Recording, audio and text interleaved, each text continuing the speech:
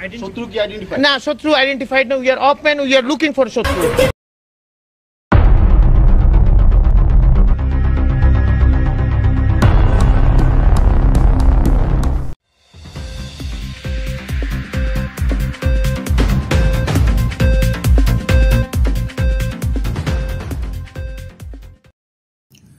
সম্মানিত দর্শক, আসসালামু আলাইকুম।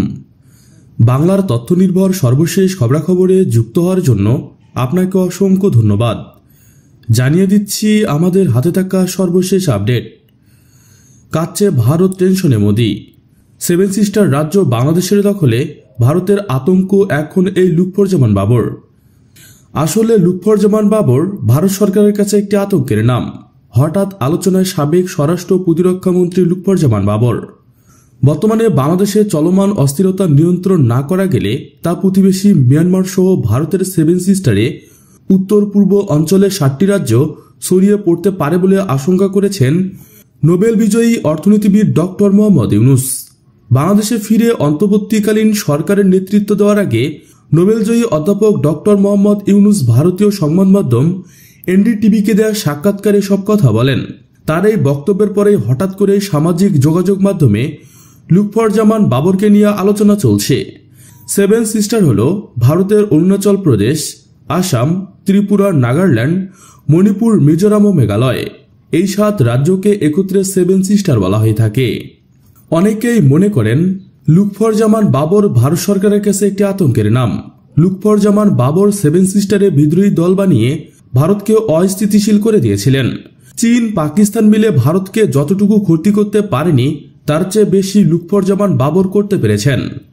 2004 সালে তিনি 10 ট্রাক ভর্তি অস্ত্র, গোলাবারুদ, রকেট লঞ্চার নিয়ে ভারতে পাঠাতে চেয়েছিলেন। তখন তারা নিজেদের দেশে গৃহযুদ্ধ শুরু করে।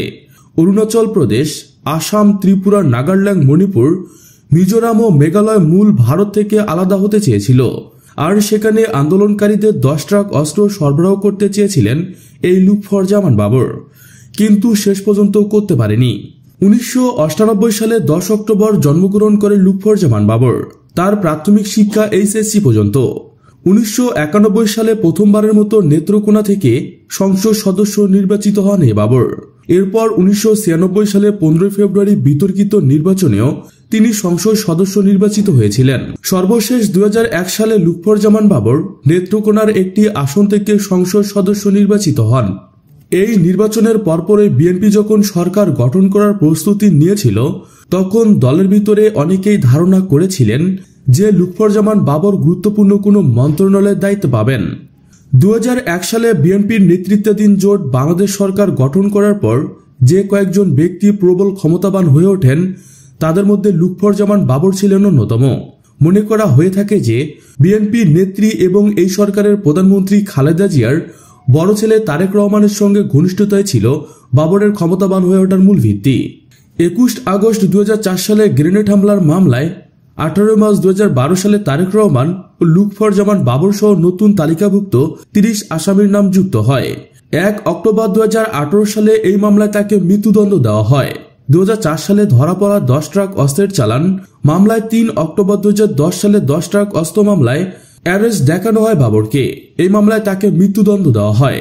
খালেদা জিয়ার নেতৃত্বে বিএনপি সরকার 2001 থেকে 2006 সালে ক্ষমতায় থাকার সময় যেসব ঘটনা ব্যাপক আলোড়ন এবং সরকারের মধ্যে প্রবল অস্থিতিশীল তৈরি করেছিল, তার মধ্যে অন্যতম হচ্ছে 10 ট্রাক সমপরিমাণ অস্ত্র উদ্ধারের বিষয়টি। বাংলাদেশের ইতিহাসে সর্ববৃহৎ অস্ত্র ও গোলাবারুদের চালান আটক করা হয় 2004 সালের 1 এপ্রিল রাতে। 2টি বড় ট্রলারে করে এসব অস্ত্র সমুদ্রপথে আনা হয় চিটাগং ইউরিয়া ফার্টিলাইজার সিএসপির জেটিতে। পর্যবেক্ষকদের অনেকে মনে করে থাকেন বিপুল পরিমাণ অস্ত্র উদ্ধারের সেই ঘটনা ভারতের সঙ্গে তৎকালীন বিএনপি সরকারের মধ্যে শীতল সম্পর্কের সূচনা করেছিল। দেশটির তৎকালীন কর্মকর্তারা দাবি করেছিলেন যে ভারতের চাপে পড়ে বিএনপি সরকার সেসব অস্ত্র আটক করেন, অন্যথায় সেসব অস্ত্র ভারতের বিচ্ছিন্নবাদীদের হাতে যেত। বিএনপি অবশ্য বরাবরই দাবি করে যে সরকার তখন ব্যবস্থা নিয়েছিল বলেই এসব অস্ত্র আটক করা হয়েছে। সরকার যদি চাইতো তাহলে সেগুলো ভারতের বিচ্ছিন্নবাদীদের হাতে যেত। কিন্তু বক্তব্য যাই হোক, অস্ত্র উদ্ধারের ঘটনার পর থেকে বিএনপি সরকারের সঙ্গে ভারতের সম্পর্ক তলানিতে পৌঁছায়। ভারতের কর্মকর্তারা মনে করেন এত বড় আকারের না হলেও বিভিন্ন সময় বাংলাদেশের ভেতর দিয়ে ভারতের উত্তর পূর্বাঞ্চলে অস্ত্র ঢুকেছে। 10 ট্রাক অস্ত্র আটকের বিষয়টি চোখে আঙুল দিয়ে সেটি দেখিয়ে দিয়েছে। সংবাদ মাধ্যমে খবর প্রকাশিত হয় যে CUFF জেটিতে এসব অস্ত্র খালাস করার সময় পুলিশ হেডকোয়ার্টারের সহায়তায় সেগুলো আটক করা হয়। উদ্ধার করা আগ্নেয়াস্ত্রের মধ্যে ছিল চীনের তৈরি AK-47 rifle, semi automated rifle, rocket launcher, rocket shell, pistol, hand grenade, বিপুল পরিমাণ গুলি ও বিস্ফোরক দ্রব্য।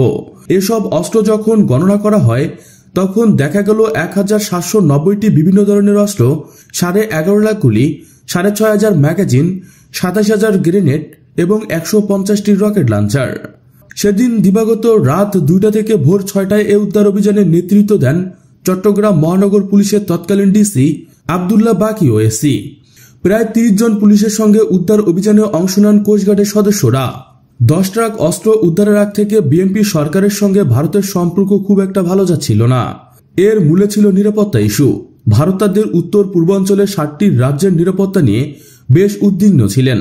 ভারতের অভিযোগ ছিল দেশটির উত্তর পূর্বাঞ্চলের বিদ্রোহী গোষ্ঠীগুলোকে মদত দিচ্ছে বিএনপি সরকার। এমন অবস্থায় 10 ট্রাক অস্ত্র ধরা পড়েছে। তখন ঢাকায় ভারতীয় হাইকমিশনার ছিলেন বিনা সিকরি। তিনি বলেন, উত্তর পূর্ব ভারতের তৎকালীন বিদ্রোহী গোষ্ঠীগুলো বাংলাদেশের ভিতরে বসে নানা কার্যক্রম করেছিল। চট্টগ্রামে যখন বিপুল পরিমাণ অস্ত্র ধরা পড়ল তখন এসব ঘটনার সঙ্গে তৎকালীন সরকারের সম্পৃক্ততার বিষয়টি একেবারে প্রকাশ্যে চলে আসলো। 10 ট্রাক অস্ত্র উদ্ধারের ঘটনা বিএনপি ও ভারতের মধ্যে সম্পর্ক চূড়ান্ত অবনতির দিকে নিয়েছিল কি না সেটি নিয়ে সংশয় প্রকাশ করেন তখন কলকাতায় বাংলাদেশের ডেপুটি হাইকমিশনার ছিলেন তৌহিদ হোসেন। তিনি বলেন, আমি মনে করি না যে ওই ঘটনাটাই চূড়ান্ত ছিল। এসব ঘটনা সম্পর্কে এফেক্ট করছেন, কিন্তু মূল বিষয় হচ্ছে তারা চায়নি বিএনপি ক্ষমতায় থাকুক। এটা যদি একেবারেই এমন হতো যে সরকার মদতে পুরোপুরি হচ্ছে, তাহলে এরকম ঘটনায় 2 জন ওয়ার্ল্ড র্যাঙ্কিং পুলিশ অফিসার গিয়ে সেটা আটকে দিল। এটা কি হয়? এটা হয় না। কিন্তু সরকারের ভেতর কেউ কেউ হয়তো জড়িয়ে ছিল। সেটা না হলে ঘটনা এত দূর এগোতে পারত না। তৎকালীন স্বরাষ্ট্রমন্ত্রী লুৎফুজ্জামান বাবর বলেছিলেন, চট্টগ্রামে আটককৃত 10 ট্রাক অস্ত্র ও গোলাবারুদ দেশের অভ্যন্তরে ব্যবহার এবং নাশকতার জন্য আনা হয়েছে। আওয়ামী লীগের কথা সরাসরি উল্লেখ না করে তৎকালীন স্বরাষ্ট্র প্রতিমন্ত্রী বলেন, 30 এপ্রিলের মধ্যে যেহেতু তারা এ সরকারের পতন ঘটাবে বলেছে, তাতে ওই বিষয়টি উড়িয়ে দেওয়া যায় না। অন্যদিকে তৎকালীন বিরোধী দলীয় নেত্রী শেখ হাসিনা অস্ত্র আটকের ঘটনায় আন্তর্জাতিক তদন্ত দাবি করেন। সুপ্রিয় বন্ধুগণ, সর্বশেষ একটি অনুরোধ, ভিডিওটি ভালো লাগলে আপনাদের ফেসবুকে শেয়ার করুন। নিয়মিত বাংলার তথ্যনির্ভর খবরাখবর পেতে চ্যানেলটি সাবস্ক্রাইব করে বেল বাটনে ক্লিক করুন। লাইক, কমেন্ট, শেয়ার করতে একদমই ভুলবেন না। আজকের মতো পর্যন্ত, দেখা হবে পরবর্তী ভিডিওতে। Thanks for watching my video. আল্লাহ হাফেজ।